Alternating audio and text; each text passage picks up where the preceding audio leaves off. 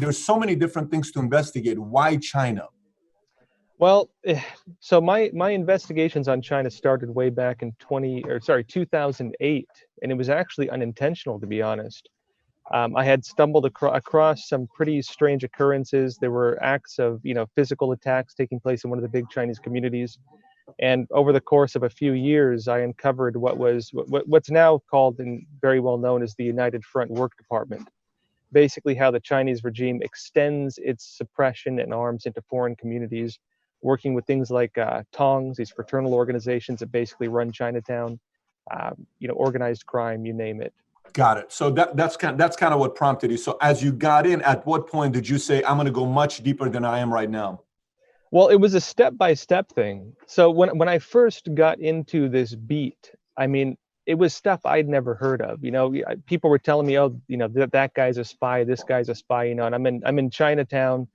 I'm seeing people physically attacking people. I'm seeing these large groups come out with signs, and people are getting death threats.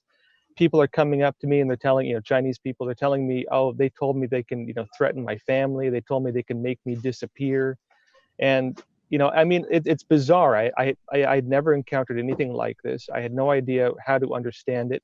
And so for me, the investigation was more, I had a lot of questions and I wanted to figure out what was going on and try to get to the bottom of it. Over the course of time, of course, after I uncovered the initial pieces of it, yes, that these individuals were, of course, being rallied up by the Chinese consulate general at the time, Peng Ke-yu.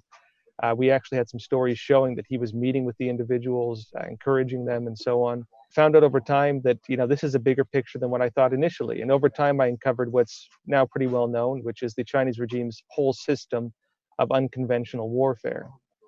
Culture warfare, business warfare, cyber warfare, you name it. That's been their main, so that's what you've come to a conclusion with. Now, how often have you been to China yourself? Never. I'm proudly blacklisted, as is Epoch Times overall. But we do have offices in Hong Kong and Taiwan, though. But mainland China, we've been blacklisted almost from the get-go. When you say blacklisted, what does blacklisted mean? Because people have told me, hey, some of the stuff you talk about could potentially get you blacklisted. What is blacklisted? Well, blacklisted for some media means, of course, you have no visa. They don't tell you why you can't go there. You're never allowed to go, do research there or reporting there. For us, blacklisted started, I think, in 2000, soon after we launched Epoch Times. Chinese officials or Chinese police knocked on the door of, some of our Chinese staff who were in China, arrested the entire office. Our editor spent 10 years in prison and they tortured him. One of your editors from Epoch Times spent 10 years in prison and tortured him. Yep.